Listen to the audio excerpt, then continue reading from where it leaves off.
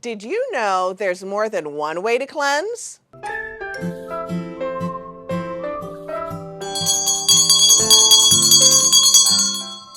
Hi, I'm Elemi from Yeyeo Botanica. Welcome back. So great to see you all. Thank you for sharing us and coming back. And if this is your first time, welcome, welcome, welcome.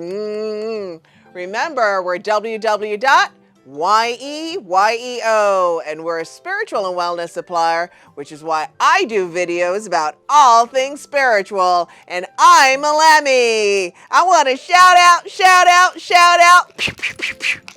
all my people from Savannah, Georgia. Woohoo! Welcome.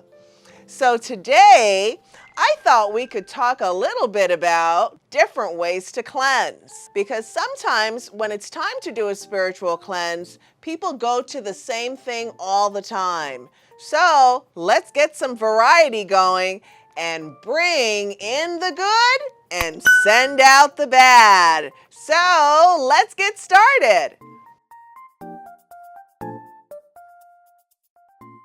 There are two main ways to do spiritual cleanses. One where you incorporate the elements and you are not doing something necessarily in your home, but you're outside and taking in the elements. And the other one is doing something inside where you're incorporating the elements inside. So we're going to kind of break that down a little bit. And in the beginning of thinking about doing spiritual cleanses, I encourage you all to go on our website and look at some of the classes. Some of the more in-depth information, unfortunately, I'm not able to give here on YouTube just as a result of time, how intricate some of the information is. In addition to, some of it is more for people who are either very intermediate or advanced. And so if you're just starting on your journey or you feel like you're kind of beginner, intermediate, some of the information may be a little bit over your head, so this is why we have them in classes.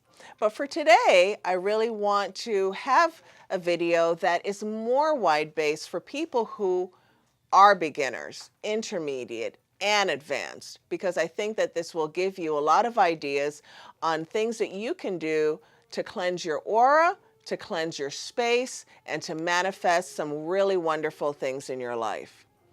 So, elementally, we have air, fire, water, and earth. And it doesn't mean that we can't incorporate all four of those together at the same time. More than likely, you will be incorporating them all at the same time, which is why doing elemental work is really, really profound. And I want to say, for those of you who would love to do a training with me on doing elemental work, comment below, right? If you'd like to see a training, just a video training on that without it being live, still comment below. And I'd love to know what elements you are most interested in. So we talked about the elements. In a different video, I'm going to talk about how to use the elements in your work, how to use going outside. So I'm just going to give you one sweet thing to start.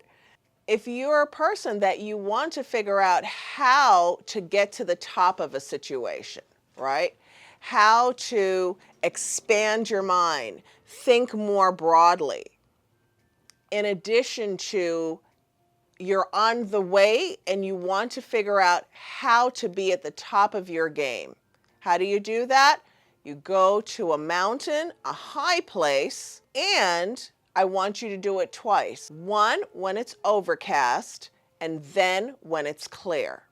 So that is a perfect example of how to incorporate the elements. Why? It's the air. Then you have the different aspects of nature, the sky and the ground, right? Or the sky and the earth. Air and earth. Those two elements are very much in play at that time. So, want to take some trainings with me on that? Comment below. So, after you've passed the elemental aspect or you want to do something else, we're going to talk about spiritual tools that you can use individually or collectively. So the first one is crystals, right? So I say pick what works for you, but definitely be open to all. So crystals is an example. Well, this is just one that I have here handy, right? So this is a crystal, but you can have them tumbled, you can have it raw, and this is a crystal quartz cluster, right? So you want to think about what are some of the characteristics of that particular crystal. Is it to bring clarity? Is it to bring protection, goodness, open roads, money? Whatever it is that you're working on manifesting, definitely have that crystal around. But because we're talking about manifesting a change, whether it be bringing something in or taking something out, you want to focus on crystals that do that. And so carrying those, keeping them in your space, keeping them in the space that's pertinent to what your result is that you want to manifest, all of those things are very helpful. The next one is herbs. So in this case, let's see if I can kind of show this to the camera. This is barberry, right? So it doesn't need to be barberry. It can be any herb that is here to bring forth a change. Example, barberry is used for cleansing, blocking negativity, and protection. So barberry herb, you can boil it, make a spiritual wash, put it in oil, put it in a cologne, put it in an amulet, do different things with it to be able to manifest a change in your environment. So by boiling it, you can take a spiritual bath with it. You can mop your space, make a spray. I mean, we'd be here all day, right? And you all know I love to spray stuff and connect yourself to the work. So if you're really working on something, let's say you want to make an amulet, you can put the crystal we mentioned earlier in addition to the barberry in the same amulet bag or amulet container. So doing one thing is helpful, but doing more things collectively for the problem is even more impactful. So now a spiritual wash. So we have something dry like a bath. We have herbs which grow in the ground. And now we have a spiritual wash. So one here is for blockbuster, which is to break negativity and to break blocks, exactly what it says. And we also have one for love, just to give you an example. So if you're wanting to manifest good, then that's the change that you want to use this particular cleanse. The word cleanse in this context is used for bringing and for taking away. And if it's something like blockbuster, that's taking away, right? Then the next thing that we could use is a spiritual cologne. In this case, I'm going to just use Florida water as the example. But there are many spiritual colognes. There's some for taking away negativity, calling in spirit guides, bringing in love, luck, open doors, and things like that. Again, you can take your herb, you can put it inside of your cologne to strengthen the purpose of it. But again, one thing is fine, but more things are better. So you can also take your Florida water and put it in your spiritual wash, right? This one is for block busting. You can put a little bit of Florida water in there, right?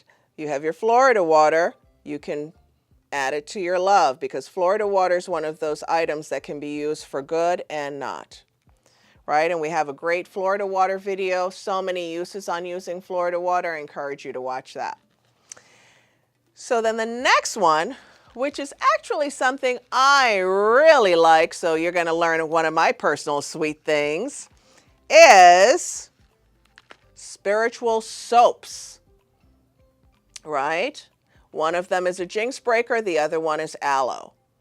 And I did an aloe video, so if you haven't watched that, definitely check it out. I know a lot of times you all watch the videos and then make special requests, so I encourage you to look through our playlist because your answer may have already been made in a video. So the jinx removing soap is really good because you can take a spiritual wash and then you can continue the conversation and continue the breakthrough by using a soap. Soap is easy, versus, oh, every time I've got to dump it in water. It's got to be a production, right? So soaps are really effective over a long period of time and to reinforce what you're doing. And it also helps a person to try something that's just easy, especially if you're new to spiritual work, new to doing manifestation work for yourself through prayer and cleansings. Soaps are A+. So then the other thing that I personally like are candles that have essence. So for some people, let's say you like to do candles that have a scent that has cinnamon or nutmeg or apple spice, as they have during the fall and things like that. Those are actually very, very good for you to make prayer with, even though you only had it just because it smelled good and you wanted to make your house smell good. So you get a 2-for-1 with that one. In this case, I'm going to show you today, we have camphor candles and we also have garlic. This one has the essence of garlic. You can watch my garlic video where I talk about the positive aspects of garlic, how you can use it to remove negativity, to bring in prosperity, to bring in neutralizing negative and positive energy together, to bring balance in your environment. So garlic is extremely effective to burn by itself, but to burn it when you're doing spiritual washes and things like that. And if you haven't tried it before, it's something you want to try. And then lastly is incense through the smoke element, the air element. In this case, this is a cedar smudge. Cedar's for health, for stability, for prosperity, for well-being.